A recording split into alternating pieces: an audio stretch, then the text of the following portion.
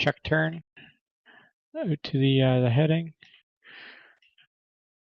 I'm not really sure what happened there. Looks like, I don't know, maybe you got a little bit sucked, but you caught up and got pushed back into position. This is the tack to which I think, Duke, you thought it was a check.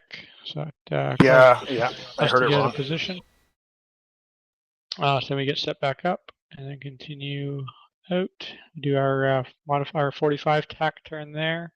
So weave. You just gotta remember, you want to stick with your lead, but you want to switch sides when the formation switch sides. So it looks like you're here. You didn't come over. You should have crossed over to the other side. Do you understand that, Ford? Yeah, when we started, I think I was just total tumbleweed on what a 4-ship does. Gotcha. Yeah. So you got back over there. Goat, you did a good job switching. Basically, just continued flying and then turned in on the opposite side. So that was good. And then we did another one, attack, an actual attack. That one worked out pretty good. That looked good.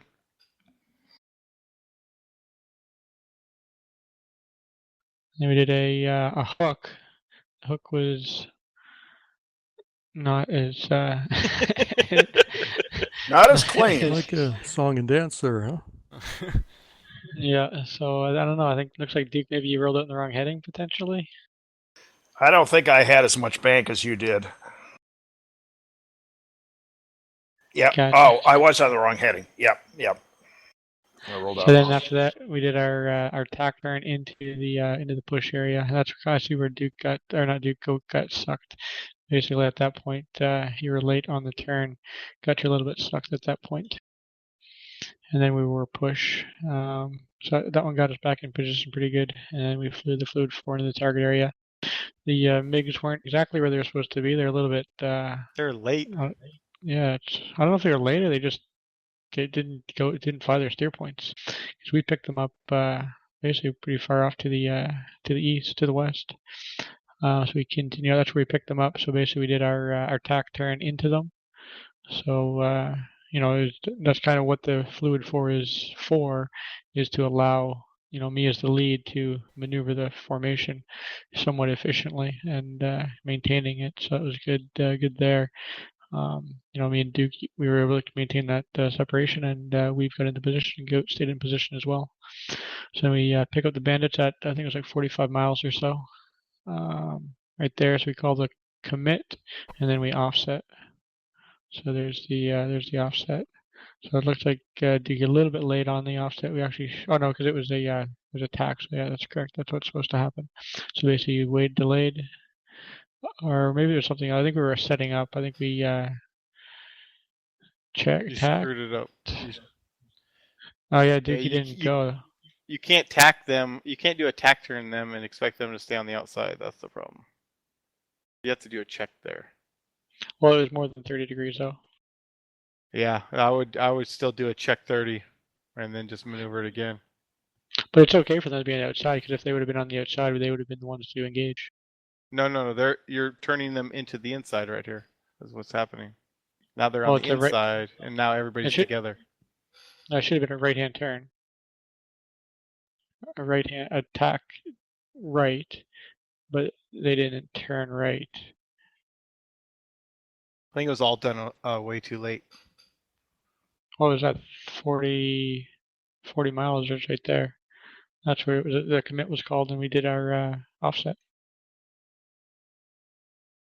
Hey Zeke, as soon as you commit and you offset, right?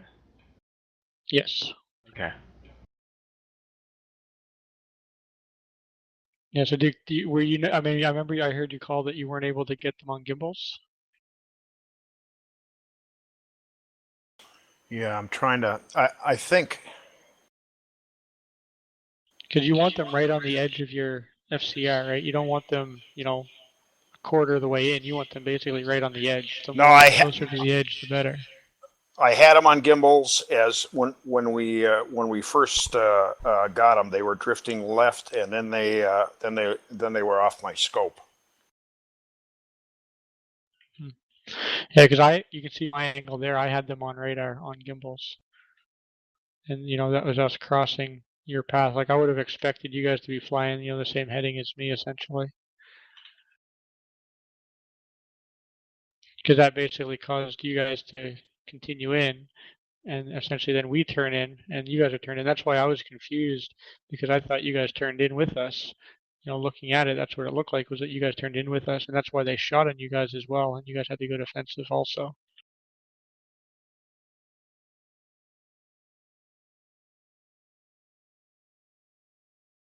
A lot going on there. Yeah, there is.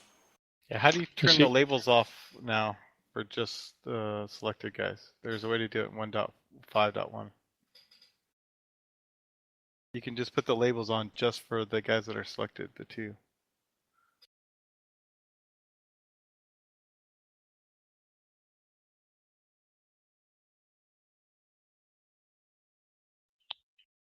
Yeah, this thing all broke down right away because you guys are all together and you guys are all going to get shot on.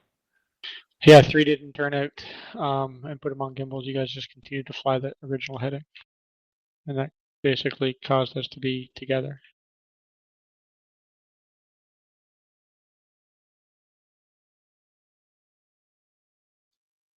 You So might have 3, do you even remember what happened? Was it just not sure what happened or what? Well, now I'm not sure what happened. I had them, and then I lost them, and I think I turned back to try to reacquire them on the scope. Well, if you beam them a certain direction, don't they, like the radar doesn't pick them up anymore? Something Well, we're like that. not beaming them. Right, a beam is more on the 3-9 line. They're not on our 3-9 line. you're flanking them right now. Right, the 3-9 line is here. Right, they're out here. Like Jambo said, it's more of a flank. So yeah, that's essentially the biggest starting point right there for 3 is to, you can't fly in, right? I mean, it's a teamwork engagement, and if somebody in the team doesn't execute, the tactic, then it very quickly breaks down. So at this point, refresh me. What did you call here? this was a check right to like 310 or something like that. Well, I guess I can call it. I can tell you what the heading was. I think it was 350 actually. So I was like, well, I'm not sure exactly what the heading is going to be. It was about 350, so I can see 325. I am at 325. That's what it was. Yeah. Do you remember if I acknowledged that? Yes, he did acknowledge it. Huh. Okay. Well, my screw up then, obviously.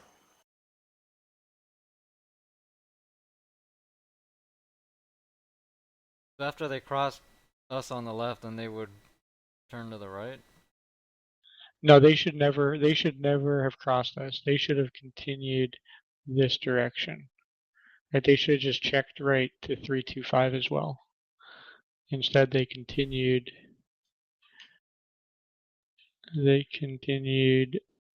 What heading is that?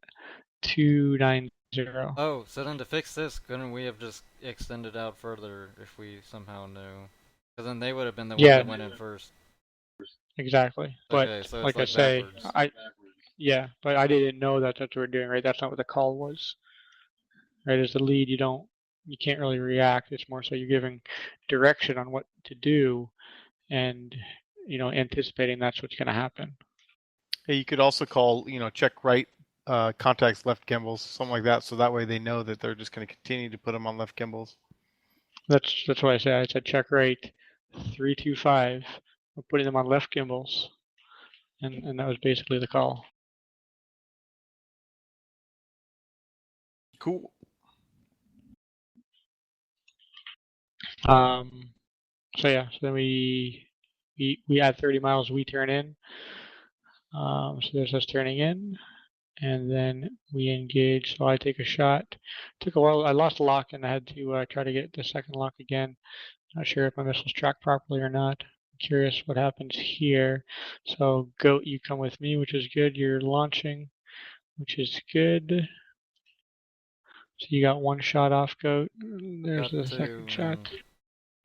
Yeah. So then you come out. I'm assuming with me. Then I'm defensive. Like right after that. Or during that shot. Yeah. Now you defended.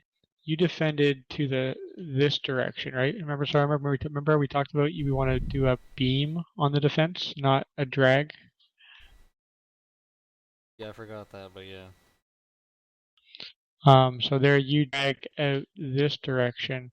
Really, all you want to do is beam this missile. So you can see, for me, I beam that missile and force it to fly a lead pursuit, and it's going to run out of energy, right? And that way, we're getting that separation between the elements because they should be continuing to bracket these guys.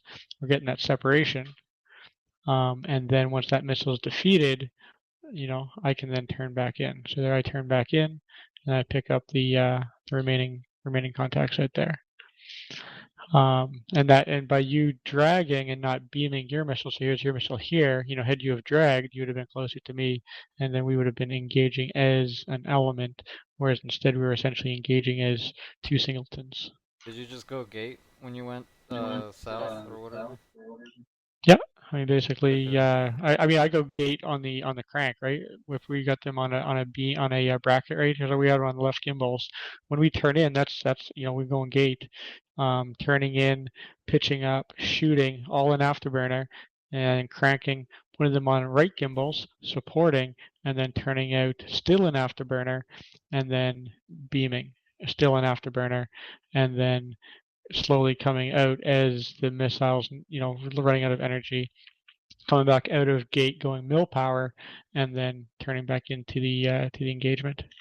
Oh yeah, I didn't need to do everything I just did there all those turns. That's right. That That's was right. just You should being just paranoid and in the clouds. yeah. Exactly. So basically, what that's one of the reasons why that initial those shots that we're taking are at 30 miles, because we could take shots at 30 miles and beam them, and yeah, they get shots on us, but we can very easily beam them and defeat them. There's no need to turn and go defensive. Like if that missile that's tracking you, it's way back here. You just continue your beam, it wouldn't have not tracked you. I would have tracked you, but you would have been able to defeat it. All right, so then let's see what happens to because it looks like they took 3 shots at the trail element because you guys crossed with our path by not turning to that 3-2-5 heading. So if you come back and look at the element, so we're on, I want to get on Duke. Okay, so there's Duke. So basically, you guys crossing us, that puts you guys closer to the group, and that's why they launched on you guys. Because you guys were closer to them and got essentially a higher threat almost to them. Continuing to fly, essentially, you guys are flying a pure pursuit right now on them. Rapidly decreasing that closure between the two groups. So then right there, it looks like you kind of adjust a little bit to put them on gimbals. And here we've just think through a note, when Duke came to the right, to the north, that's where you'd want to switch away from the group that you're engaging. You don't want to be on the inside of the group that you're engaging. You want to be on the outside to have as much separation as possible. And also what that allows, if you're flying wedge, you're over here to the right of Duke, and you're looking at Duke, and you're actually looking at the engagement. Whereas now, if you're on the right-hand side, you need to be watching Duke, and you're looking over here where there's nothing happening. Whereas if you're on his right-hand side, you're looking at Duke, and you're seeing everything that's happening over here. Okay, that's a good point. So then you guys continue to beam. I mean, you guys are defensive at this point. You get pretty close to the missile, but good job on the on beaming that missile. That was close. So it looks like me and Goat shots made these guys go defensive. They didn't press and engage. They stayed at a distance away, which is exactly what the intent of those initial shots was to keep them away and allow you guys to bracket essentially, and then decide whether to turn in. Unfortunately, we didn't get to do that part because of the we talked about that already with the check turn that didn't quite happen. But the initial shots, you can see they did their job, which was to keep the enemy kind of preoccupied. And then we turned back in. Ideally it would have been with Goat back here closer to me. We would have turned in. We would have had this separation to them. You guys would have been over here, and we basically have them in a very nice bracket. Oh yeah, then they're creamed. Yep. So at this point, you can see I'm coming in from one side, Duke's coming in from the other side, and that's a tough spot for them. So this is a time where I wasn't sure if it would be best for you guys to turn in, because I saw that they were hot on you guys. See how this guy's hot on you, Duke? So I would have thought it would have been better for you guys to actually turn out and allow me and Goat to engage this direction. You guys either continue this way, they would have chased you, put us in a trail position behind them, and you guys could have turned out this direction. Instead, you guys turned in and took shots, which, it does work out because you get your shots off and these guys are kind of preoccupied with us, but it is the more dangerous move, in my opinion, to turn in on them being at that distance. So your Yeah, I distance to agree. them right now is 16 miles, right? So you're turning into a hot contact that's 16 miles away, 15 miles away. Looks like he was already shot down, which was good, but you still had, other contacts out here that you're turning into. Yeah.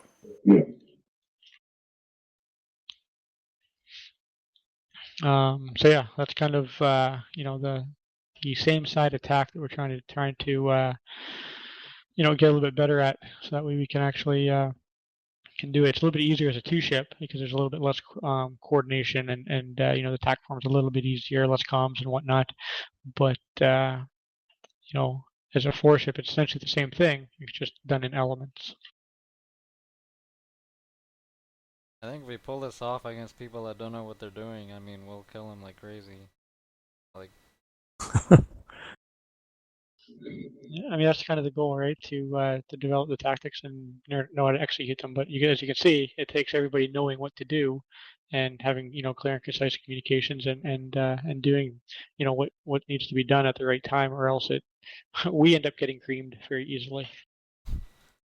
I wonder. I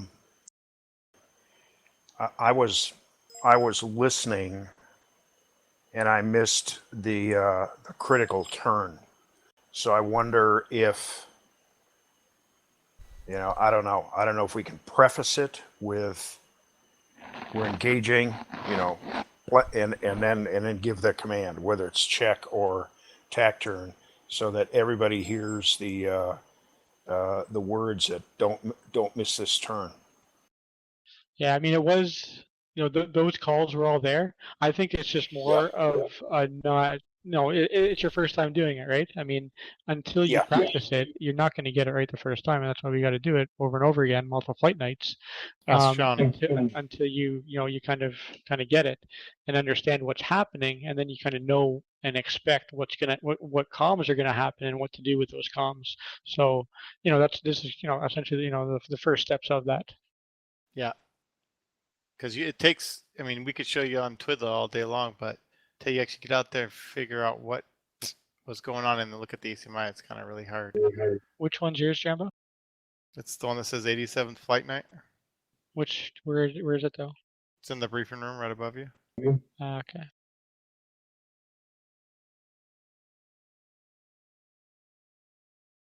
If everybody downloads that and then loads that up. Are you going to go through your second engagement or not? We only did the one engagement. We weren't able to get fuel for.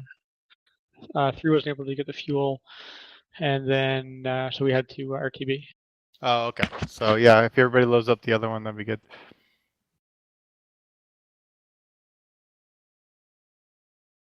User left your channel. User joined your channel. I can do the online debrief on this if you want. Yeah, just want to check your IP address. So I tried to join, but it didn't connect to you. Oh, I'm not. It's not live yet. Stand by.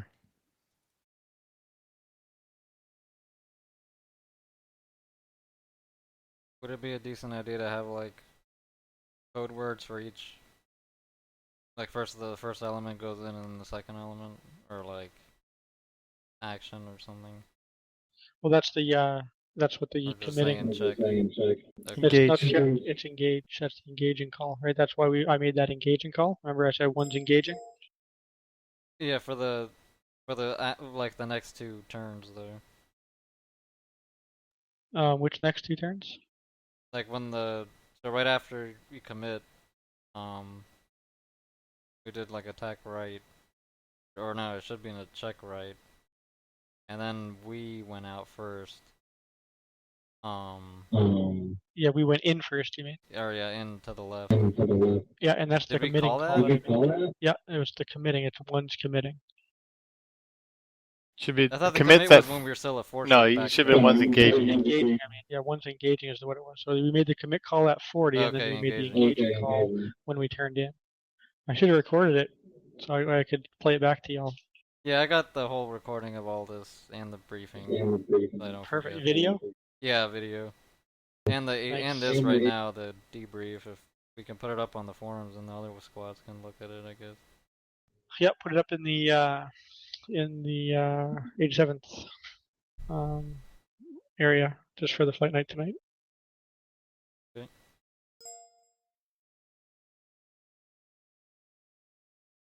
Okay, there's the team viewer. TAC view is already up. Well, you guys can see it on my TV right now, so I think. Oh, they can. Okay, cool. All right. So we started off. Let me go back a little bit. We pushed a little bit to the east. Sorry, a little bit to the east and about 10 seconds earlier. You guys are spread, 3-ship spread.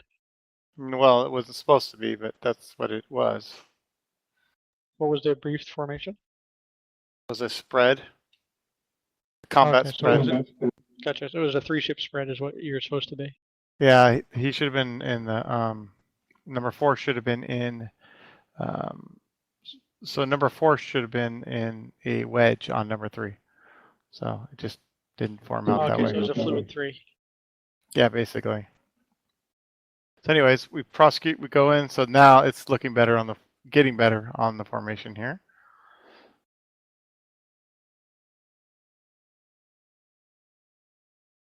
So we're way up here and we still haven't picked up anything.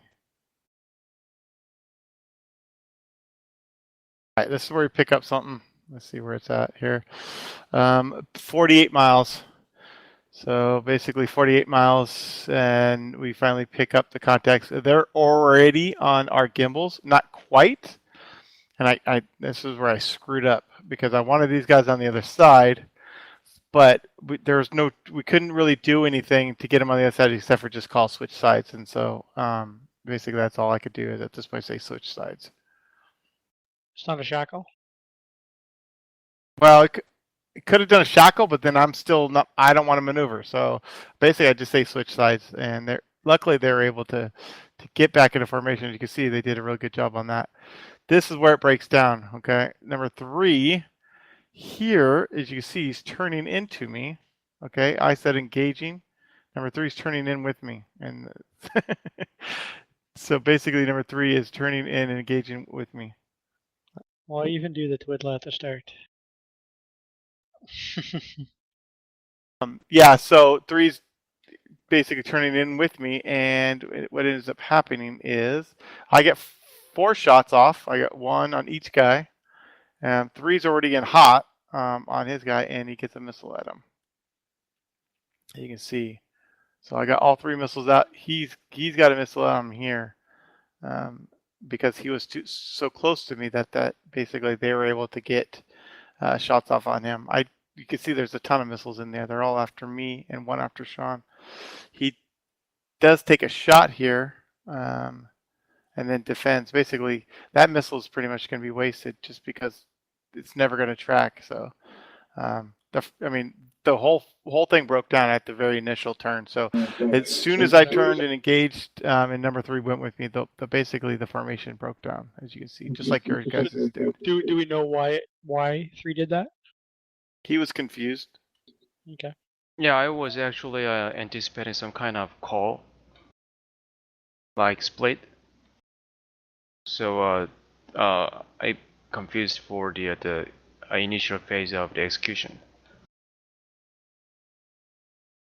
So is there anything that I this is could what have? we need to say. It needs to be said differently. It needs to say one's Yeah. engaging, 3 continue. Okay, that means you're continuing your current course. Let me ask you this though: is there anything that I could have done better at the start with Twidla to try and express it in a way that would have made it a little bit more clear? I don't know. The word engage and like it's.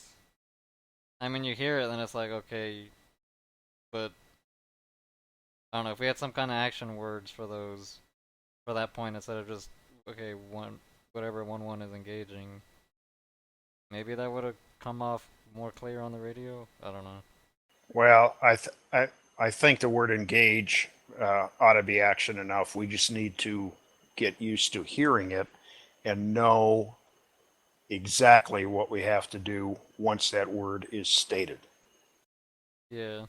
I think I think to make things more clearly, because you're not going to always do this maneuver. So you're not going to brief before you take off. We're going to always do this maneuver throughout this flight. So you may do multiple maneuvers throughout a flight. So to make it less confusing, one should say one's engaging, 3 continue, or basically that. So he's continuing his current course, or continue gimbals.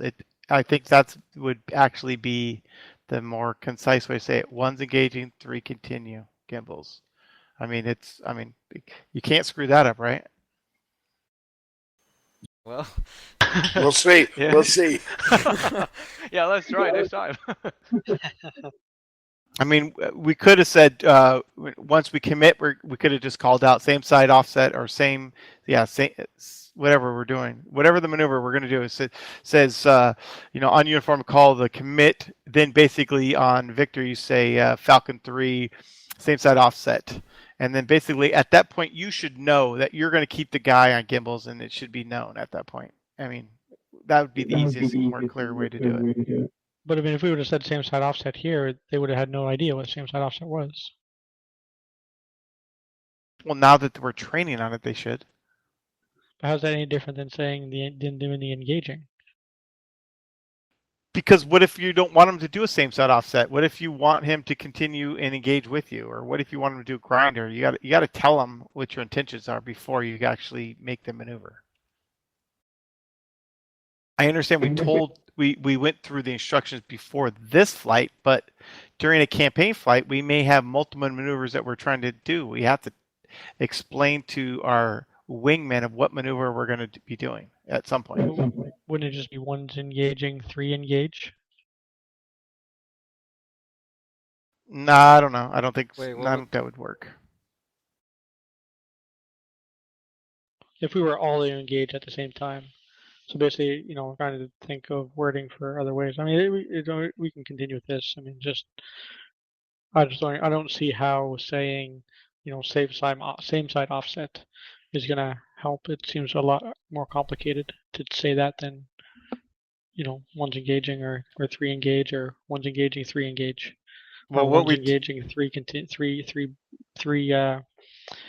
keep on gimbals, or 3. Should be just 3 continue. Continue is the call, because that means he's continuing with what he was doing, and he was already putting them on gimbals.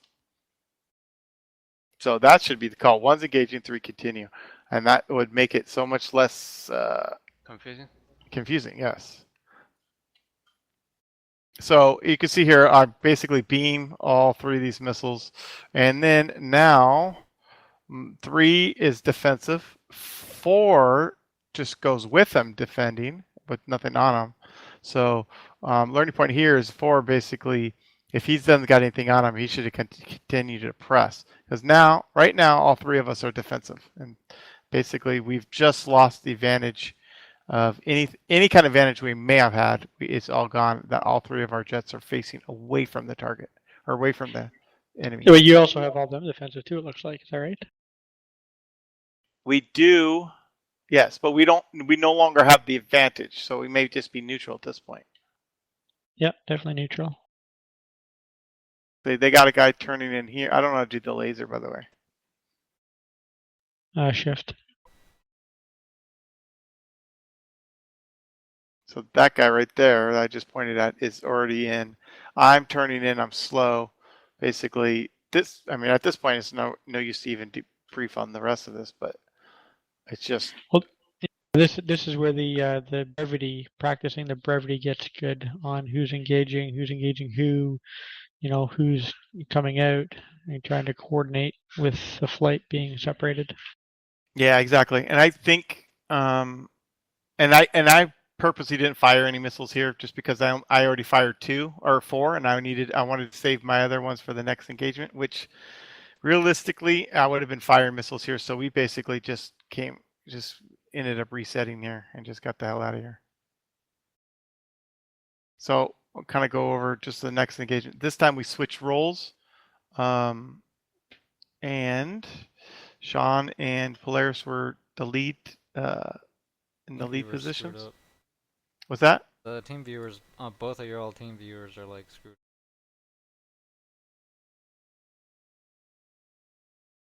It must be Zeke's. Well, I was on yours and then it froze, and then I went to his, and his is like just broken. It's good here. This we broke down here. This communication. As soon as they turned in, there was no more communication of what was going on, who should be shooting on what was shot. So basically, they made. I'll get to the point here. Okay, so we picked up the targets on the nose. I forgot what you did here. Would you do a check turn or a tack turn? I can't remember. I was check.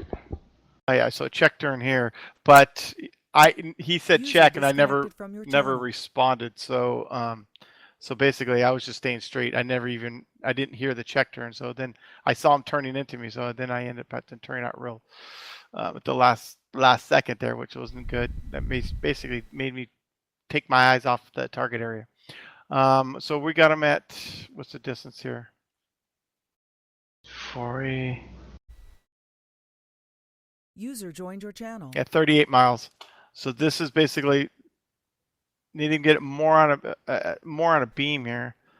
We didn't really get him too much on our beam at this point, but so he turned in at 30 miles, which he should have, but didn't make it clear and concise of who to sort what, and basically if he was shooting. I didn't even have any idea that anybody was shooting at anybody, and I was trying to get an answer. I never had really kind of a warning of what was going on.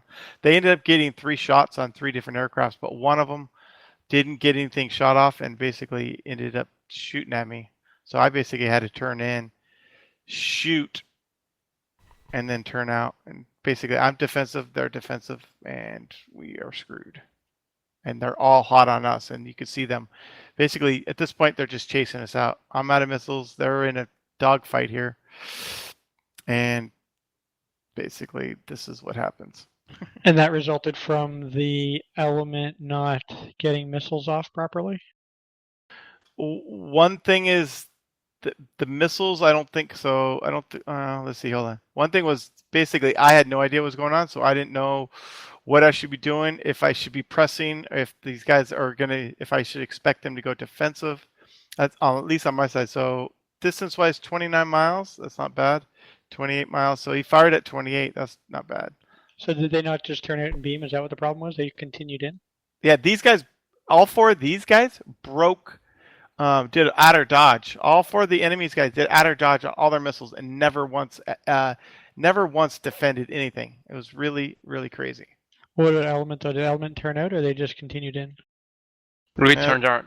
They cranked right here. So they cranked and then put it on a beam? No beam. So you basically, yeah, Sean, I guess I didn't really see that. You should have been beaming here more after you cranked for a little bit. You should have been beaming at this point. So you basically got a little too close to the target. So you should have cranked, and then right here you should have started beaming instead of continuing to crank and supporting your missiles to pit pull. That's right. And if you beam and they don't drop off of your RWR, then obviously that means they're still hot on you, and that's where you need to continue out and allow your supporting element to engage them from their flank potentially.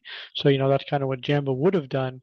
He had that one guy that was that continued in on him, kind of preventing him from, trying to engage the rest of the rest of the group. But that's kind of what I would think that the element would want to do in that scenario is they beam, and if they don't get a clean rod, they can't turn back in, then they have to drag out and allow the other element to try and support them. If the other element can't, then obviously, you've fought a greater adversary, and you gotta work your way out of the area and try to survive. The other thing is since I was a single by myself, I was already down to 2 missiles here, and I didn't have another wingman with missiles, so that would have helped us out too. Because my wingman would have been right here; he would have been able to just like start launching missiles at these guys that are still in hot. So that would have made a difference as well. Yep. So Sure. we would have been able to have at least a missile on each guy right here, no problem. That's right. Additional missiles from different directions from the ones that they just did the outer dodge on. Yeah, this actually worked out pretty. I mean, in all, this was our better formation, just because it was what we were trying to do. Just a couple things that need to be cleaned up, and one was basically start your beam here, and then also that if I had another guy with more missiles, it would have been better. Yep. Now this one does look good, just with the a little bit more beam, like I said, and then turning out and keeping your speed up, getting out to prevent them from getting into the merge situation. Yeah, you watch every one of these guys; they dodge every missile. Here, hold on, this guy right here.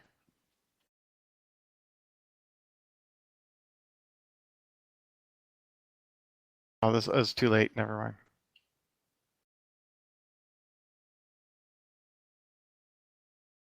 That guy right there in the middle of the screen, yeah.